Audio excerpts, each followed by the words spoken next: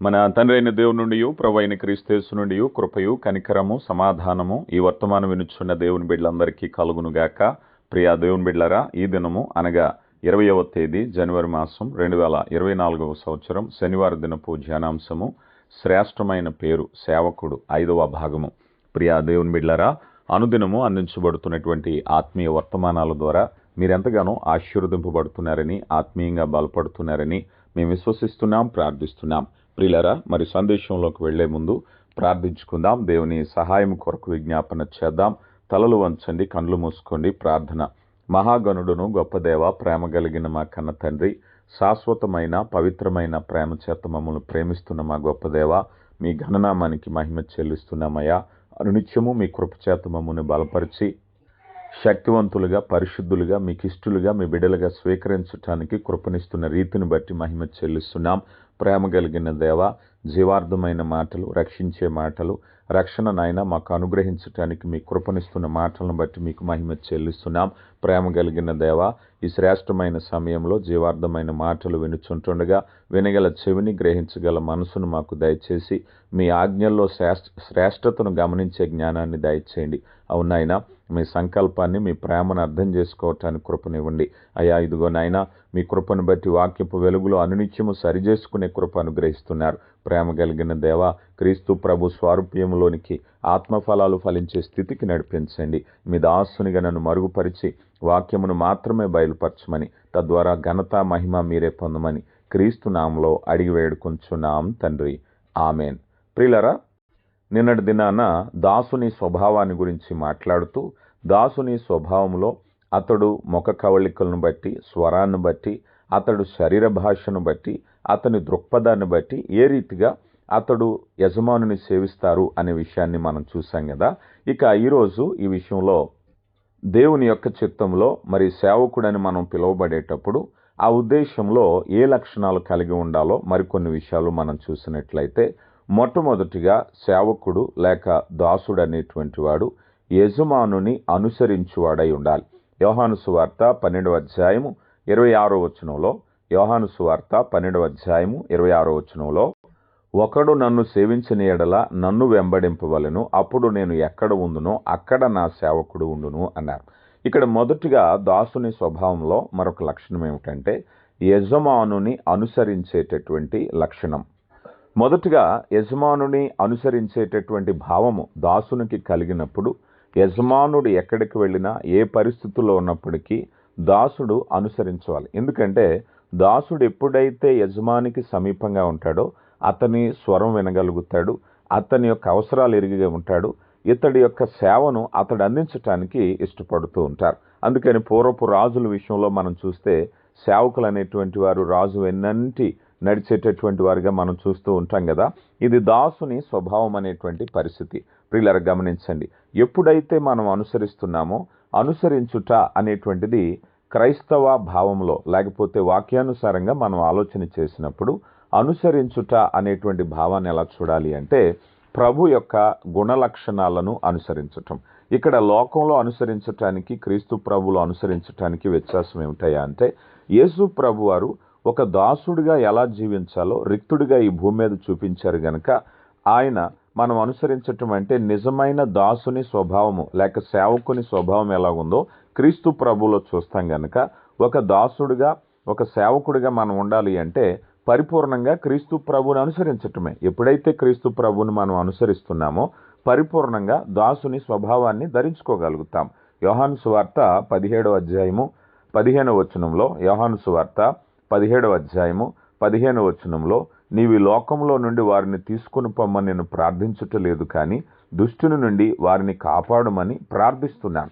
ఎందుకంటే ప్రభుని అనుసరించటానికి అనేకమైన అవరోధాలు వస్తూ ఉంటాయి. ప్రభుని అనుసరించటము అనంటే లోకానికి గుణలక్షణాలను ప్రచురము చేయటం, అంటే ఆయన వలె మనం జీవించటం, ఆయన వలె మాట్లాడటం, ఆయన వలె ఆలోచించటం, ఆయన వలె పరిశుద్ధత, ఆయన వలె సాత్వికము, ఆయన వలె దీర్ఘశాంతము, ఈ లక్షణాలన్నిటిని కూడా లోకానికి మనం అందించాలి అనేటువంటి విషయం. కనుక దేవుని కృపను బట్టి మొట్టమొదటిగా క్రైస్తవులుగా మనం సేవకులను పిలువబడ్డానికి కారణం ఏమిటయ్యా? అనుసరించువారము. ఈరోజు చాలామంది కొత్త సిద్ధాంతాలు, కొత్త రకాలైనటువంటి గ్రంథాలు, మన క్రైస్తవ ప్రపంచంలో కూడా కొత్త కొత్త విషయాలు ఏవేవో చేస్తూ ఉంటారు. కానీ దేవుని చిత్తంలో క్రైస్తవుడైన వాడు కొత్త సిద్ధాంతాలు కనిపెట్టడానికి అవసరం లేదు. ఎందుకంటే మనకి ఏదైతే మార్గం ఉందో ఆ మార్గంలో అనుసరించటానికే మనం పిలువబడ్డాం. మనకు ఒక మాదిరి ఉంది, మనకు ఒక వాక్యం ఉంది, మనకు ఒక విశ్వాసం ఉంది. జరిగినటువంటి ఆ విశ్వాసాన్ని అనుసరించేవాడు మాత్రమే క్రైస్తవుడు, అతడే సేవకుడు. కనుక సేవకుడని పిలువబడ్డానికి గల కారణం ఏమిటంటే అనుసరించటానికి. ఈరోజు చాలామంది విశ్వాసంలో, బోధల్లో కొత్త పొంతలు కనిపెట్టాలని ప్రయత్నిస్తూ ఉంటారు. కానీ కొత్త పొంతలు లేదు. ఇర్మియా గ్రంథకర్త అన్నట్టుగా పురాతన మార్గములో తేరిచూడుడి అంటారు. మనకి ఇవ్వబడిన విశ్వాసము, మనకి ఇవ్వబడినటువంటిది పురాతనమైనటువంటిది, కొత్తగా కనిపెట్టవలసిన పని ఏమీ లేదు. ఇక రెండవదిగా మనం చూసినట్లయితే రెండవ విషయంలో సేవకుడైనటువంటి వాడు ఉండవలసిన మరొక లక్షణం ఏమిటాయి అన్నట్లయితే యజమానునితో సహవాసము కలిగి ఉండట. ఇందాక మనం చదువుకున్న యోహాను సువార్త 12:26లో నేను ఎక్కడ ఉండునో నా దాసుడు అక్కడే ఉండును. ఈ మాటకు అర్థం ఏమిటయ్యా అంటే కంపానియన్షిప్ అన్నారు. అంటే కలిసి ఒక చోట ఉండడం, కలిసి పయనించటం, కలిసి నివాసము చేయటం. ఉదాహరణకి ఒక యజమానుడు తన దగ్గర పని చేయటానికి ఒక పనికి ఒక దాసుడునో దాసురాలను పెట్టుకుంటే ఆ దాసుడు ఆ దాసురాల్లో నేను ఇక్కడ ఉండను, వేరే చోట ఉంటాను, మా ఇంటికి వెళ్తానన్నారు అనుకోండి, యజమానుడు ఎంత ఇబ్బంది పడతాడు. ఎందుకంటే తన అవసరాలు, తన పని తీర్చడానికి ఆ దాసుడు దాసురాలు లేకపోవటం అనేది ఇబ్బందికరమైనటువంటి విషయం. అందుకని మొట్టమొదటిగా నువ్వు మంచి సేవ చేయాలి, లేకపోతే మంచి దాసుడిగా దాసురాలుగా ఉండాలి అని అంటే మొట్టమొదటిగా నీ సమయాన్ని యజమానునితో గడపాలి. చూడండి, కొన్నిసార్లు పని చేసేటప్పుడు ఈ పని చేసేవారు అందుబాటులో లేకపోతే యజమానులు ఇబ్బంది పడుతూ ఉంటారు. ఈరోజు ఆత్మీయ సహవాసంలో కూడా మనం కూడా దేవుని సేవించాలి అంటే ముఖ్యమైన లక్షణం ఏమిటంటే దేవునితో సమయము గడిపే అవకాశం ఉండాలి. చాలామంది దేవుని యందు విశ్వాసం ఉంది కానీ ప్రార్థనలో, వాక్యములో, సన్నిధిలో సహవాసం మేము గడపలేమంటారు. అలా చేయనప్పుడు నీకు దాసుని స్వభావం లేదు. దాసుని స్వభావం అంటే ఆయన సేవించాలి అంటే ఆయనతో సహవాసం అనేది చాలా ముఖ్యమైనటువంటి విషయం. అంటే పని చేయటానికి ఒక రైట్ ప్లేస్, సరైనటువంటి ప్రదేశం కావాలి కదా. నువ్వు పని చేయాలి అని అంటే నా యజమానుడు ఎక్కడో ఉన్నాడు, నేను ఎక్కడో ఉన్నాను, పని చేస్తానంటే అవుతుందా? పని చేయాలి అంటే సహవాసం కలిగి ఉండాలి. కనుక ప్రియులారా, నిజమైన దాసుని స్వభావంలో రెండవ లక్షణం ఏమిటాయా అంటే నీ యజమానితో సమయాన్ని వెచ్చించాలి. కొన్నిసార్లు కొంతమంది చూస్తాం, పాపం యజమానులతో వాళ్ళకి చాలా ఆలస్యం అయిపోతూ ఉంటుంది, వాళ్ళ కోసం ఎదురు చూస్తూ ఉంటారు కదా. కనుక సమయాన్ని వెచ్చించాలి. ఇక మూడవదిగా మనం చూసినట్లయితే సేవకుని యొక్క స్వభావము తన యజమానుని గూర్చి ఘనపరచాలి. గమనించాలి, చాలామంది ఒక చెడ్డ వ్యసనాన్ని కలిగి ఉంటూ ఉంటారు. జాగ్రత్తగా చూడండి, వారి యజమానుల దగ్గర పనిచేస్తారు, వారి దగ్గర జీతం తీసుకుంటారు, వారిని తక్కువ చేసి మాట్లాడతారు. తప్పు కదా. వారి నుంచి పోషింపబడుతూ వారు పని చేయటానికి మనకు అవకాశం ఇచ్చారు, మనం పని చేస్తున్నాం, కానీ వాళ్ళని దూషిస్తూ ఉంటారు. కానీ నిజమైన దాసుని స్వభావం ఏమిటాయా అంటే తన యజమానుని పొగుడుతాడు. ఎందుకంటే మనం అనుకున్నాం, దాసుని స్వభావము, దాసుని మనసు నువ్వు కలిగి ఉంటే నీ యజమానికి పని చేయాలని, నీ యజమానుని గనపరచాలని నువ్వు అనుకుంటావు. ఒకవేళ గనక వారు ఆ యజమానుని అంగీకరించట్లేదు, దూషిస్తున్నారు అని అనుకుంటే వారు దాసుని స్వభావాన్ని ఆ వ్యక్తి పట్ల కలిగిలేరు. అంటే అతని అధికారాన్ని ఒప్పుకోవట్లేదు, తిరుగుబాటుదారుగా ఉన్నారని అర్థం. అయితే ఇక్కడ యేసు ప్రభులో మనం ఎప్పుడైతే మంచి దాసులుగా ఉండాలి అని అనుకుంటే మన యజమానుని మనం కీర్తించాలి, మనం జీవఫలం అర్పించాలి, ప్రార్థించాలి, మహిమపరచాలి, ఘనపరచాలి. ఎన్ని లక్షణాలు ఉంటాయి. ఈరోజు ప్రభువుని గురించి దినమేల్లో మనం సాక్ష్యం చెప్పొచ్చు. మనం పనిచేసే చోట, మనం ప్రయాణించే చోట, మనం నివాసం ఉండే చోట ఆయన సాక్షిగా, ఆయన గనపరచువారుగా ఉండాలి. మన ముఖ్య లక్షణం ఏమిటి? మన యజమానుని. చూడండి, పూర్వం రాజుల గురించి అక్కడ ఉండేటువంటి సేవకులు కానీ అక్కడ పనిచేసేవారు కానీ రాజు చూసిన వెంటనే రాజు చిరకాలము జీవించునుగాక, ఏదో ఒక పొగిడేటటువంటి మాట, ఘనపరిచే మాట, అలాగా ఏదో రాజుకు జయమనో ఏదో చెప్తూ ఉంటారు కదా. అలాగే ఇక్కడ వాస్తవానికి మనం చూస్తే మనం కూడా యజమానుని గురించి మహిమపరచవలసిన వారమై ఉన్నాం. కొరింథీయులకు రాయబడిన 2వ పత్రిక 4వ అధ్యాయము 5-6 వచనాల్లో, కొరింథీయులకు రాయబడిన 2వ పత్రిక 4వ అధ్యాయము 5-6 వచనాల్లో అంధకారములో నుండి వెలుగు ప్రకాశించునుగాక అని పలికిన దేవుడే తన మహిమను గూర్చిన జ్ఞానము యేసుక్రీస్తునందు వెల్లడిపరచుటకు మా హృదయములలో ప్రకాశించెను. కనుక మేము మమ్మును గూర్చి ప్రకటించుకొనుట లేదు గాని యేసుక్రీస్తును గురించి ఆయన ప్రభువని మమ్మను గూర్చి యేసు నిమిత్తము మీ పరిచారకులమని ప్రకటించుచున్నాము. లోకానికి ఏం చెప్పాలట ఇప్పుడు మనం? ఆయన మా ప్రభు, మా యజమానుడని, మమ్మను గూర్చి యేసు నిమిత్తం పరిచారకులు, ఆయన పరిచారకులమండి, ఆయన దాసులమండి, ఆయన అనుచరులమండి. ఇది కదా మన పని. ఆయన మనల్ని ఎందుకు నియమించుకున్నారు? ఇక్కడ జీతం ఇచ్చేటప్పుడు యజమానికి కొన్ని కోరికలు ఉంటాయి. నేను ఎందుకు జీతం ఇస్తున్నాను? అతడు ఈ పని చేయాలి, ఆమె ఈ పని చేయాలి. వంట వండాలా, లేకపోతే కంపెనీ పనా, ఇంజనీరింగ్ పనా, ఇంకొక పనా, నీవు ఎక్కడైతే ఏ సంస్థలో ఏ వ్యక్తి దగ్గర పని చేస్తున్నావో ఆ పని చేసే వ్యక్తికి నీ మీద కొన్ని లక్ష్యాలు ఉంటాయి, అవి పని చేసి పెట్టడానికి. అలాగే ఈరోజు మన యజమానుడు మనకిచ్చిన వెల అంటే వెండి బంగారము వంటి క్షయ వస్తువులు కాదట. బంగారము కంటే విలువైనటువంటిది గొర్రెపిల్ల యొక్క రక్తము చేత మనల్ని విమోచించారు. ప్రియులారా గమనించండి, ఎంత వెల పెట్టి ఎందుకు కొన్నారు, ఎంత వెలను ఎందుకు చెల్లించారు అనంటే మనము ఆయన పరిచారకులమని ఆయన గురించి ప్రకటించాలి. మన గురించి మనం కాదు. ఈరోజు చాలా మంది వారిని గురించి వారు ప్రకటించుకునేవారు ఉన్నారు. ప్రియులారా గమనించండి, యేసు ప్రభులో గొప్పతనం ఏమిటంటే ఆయన యొక్క సేవకుడిగా నువ్వు ఉండాలి అని నిన్ను పిలిచినప్పుడు ఆయన మహిమ కొరకు మనం జీవించబద్దులమై ఉన్నాం. ప్రియులారా గమనించారా? ఇది దాసుని స్వభావం. ఎందుకు మనం శ్రేష్టమైన పేరు సేవకుడు అని పిలువబడ్డాము అంటే ఈ లక్షణాలను బట్టి ఆయనను ఆరాధించవలసిన వారమై ఉన్నాం. ఇంకా చెప్పాలి అన్నట్లయితే ఇక మరికొన్ని లక్షణాలను చూద్దాం. మనం ఈ యొక్క దాసుడు లేక సేవకుడు అనేటువంటి విషయంలో మరికొన్ని లక్షణాలు, క్రైస్తవులు కలిగి ఉండవలసిన లక్షణాలను గురించి గ్రంథంలో పరిశుద్ధాత్మ దేవుడు ఏం తెలియపరిచారో చూస్తే తిమోతి పత్రికలో అపోస్తుడైన పౌలు గారు తిమోతికి రాసిన 2వ పత్రిక 2వ అధ్యాయము 24 నుంచి 26 వచనాలు చదువుతున్నాను. చాలా జాగ్రత్తగా గమనించండి. సత్య విషయమైన అనుభవ జ్ఞానము వారికి కలుగుటకై దేవుడు ఒకవేళ ఎదురాడు వారికి మారు మనస్సు దయచేను. అందుచేత సాతాను తన ఇష్టము చొప్పున చెరపట్టిన వారి ఇరులో నుండి తప్పించుకుందురేమో అని ప్రభు యొక్క దాసుడు, గమనించండి, ఎవరండి?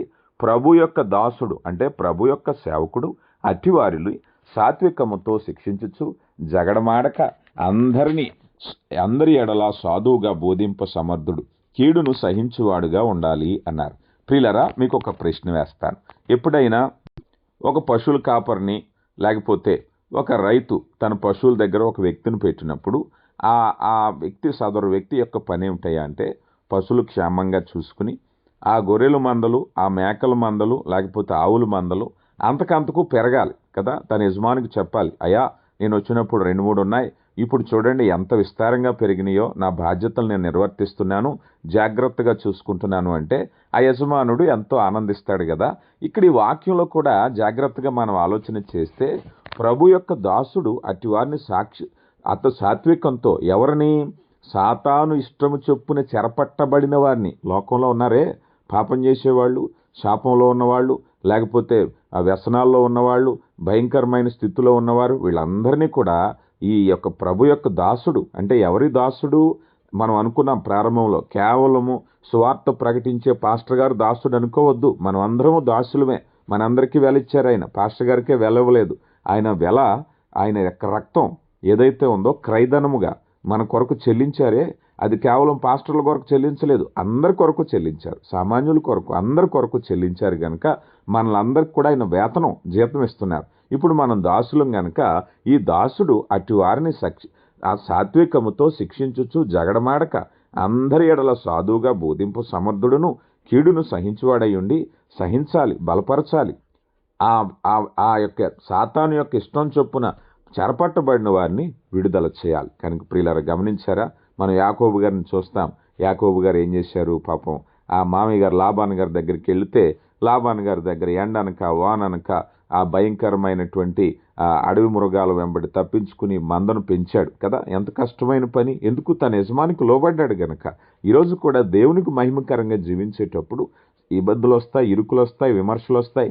ఏమొచ్చినప్పటికీ కూడా నీ యజమానుడైనటువంటి ప్రభువుని మహిమపరచటానికి ఆయన పని నిమిత్తమై నువ్వు పని చేయాలి అనేటువంటిది మనం చూస్తూ ఉన్నాం. అలాగే దేవుని యొక్క చిత్తంలో మనము ఆయనను పని చేసేటప్పుడు ఇక్కడ సాత్వికము అన్నారు చూసారే, జగడమాడక. ఎంత చక్కని మాట చూడండి. అంటే జగడమాడక, జగడం ఎప్పుడు వస్తుందండి? ఆ పని నీకు నచ్చినప్పుడు. నచ్చిన పని అదే అంటారు కదా మనకు తెలుగులో సామెత, ఇష్టమైన పని కష్టం ఉన్నా చేస్తామని. ఇప్పుడు దేవుని పని చేయాలి అంటే, దేవుని కొరకు జీవించాలి అంటే కష్టమైనా సరే ఇష్టంగా పని చేయాలి. ప్రియులారా గమనించండి, చాలామంది అనాసక్తత, ఇరుకు, ఇబ్బంది, సమస్యల గురించి చూస్తూ ఉంటారు. కానీ దేవుని చిత్తంలో మనం పనిచేసేటప్పుడు, ఆయన కొరకు జీవించేటప్పుడు 100వ సంకీర్తనలో ఒక చక్కని మాట ఉంటుంది కదా. 100వ సంకీర్తన 2వ చరణాన్ని మనం చూస్తే, 100వ సంకీర్తన 2వ చరణంలో సంతోషముతో యెహోవాను సేవించుడి. ఎంత చక్కని మాట చూసారా. దేవుని సేవించేటప్పుడు ఎలా ఉండాలట? సంతోషముతో యెహోవాను సేవించుడి. ప్రియ దేవుని బిడ్డ, దేవుని సేవించేటప్పుడు నీ జీవితంలో ఎలా సేవిస్తున్నావు? ఒకవేళ అనాసక్తతగా ఉంటున్నావేమో. మనం నిన్నటి దినాన్ని నేర్చుకున్నాం. ముఖము తేజస్సుగా ఉండాలి, స్వరము మధురముగా ఉండాలి, శరీర భాష చక్కగా ఉండాలి, దృక్పథము ఫలభరితంగా ఉండాలి. అలాంటి సేవ దేవునికి ఇష్టమైనది. దేవుని ఈ వాక్యం వినేటువంటి దేవుని సేవకుడా, సేవకురాలా, నీ కొరకు ఆయన వెల చెల్లించారు. నీ కొరకు ఆయన వెల చెల్లించి ఆయన సేవ కొరకే నిన్ను పిలిచారు. మరి సేవిస్తున్నావా?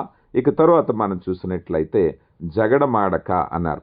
రెండవది సాత్వికముతో అన్నారు. ప్రియులారా గమనించండి, ఎందుకనంటే సాత్వికము తగ్గించుకునే గుణం. ఒక్కొక్కసారి పరిస్థితులు అనుకూలంగా లేకపోయినా, అంటే పరిస్థితులను బట్టి ప్రేరేపింపబడేవారు ఉంటారు. కొన్నిసార్లు చూడండి, కొంతమంది పని చేసేటప్పుడు నా యజమానుడు పలానా మాట అన్నాడు కనుక నేను సహించలేకపోతున్నాను, నన్ను సరిగా చూడలేదు అంటే, వారు పరిస్థితులను బట్టి వీరు ప్రేరేపించబడుతూ ఉంటారు. అంటే వాళ్ళ చర్యకు వీళ్ళ ప్రతిచర్య చూపిస్తూ ఉంటారు. ఆ ప్రతిచర్యకు వారు 100 కారణాలు చెప్తారు. కానీ ఆత్మీయ జనాంగంగా మనకు ప్రత్యక్షంగా మన కళ్ళ ముందు ఉండేటువంటి, మనల్ని హింసించే, దండించే యజమానుడు కాదు మన యజమానుడు.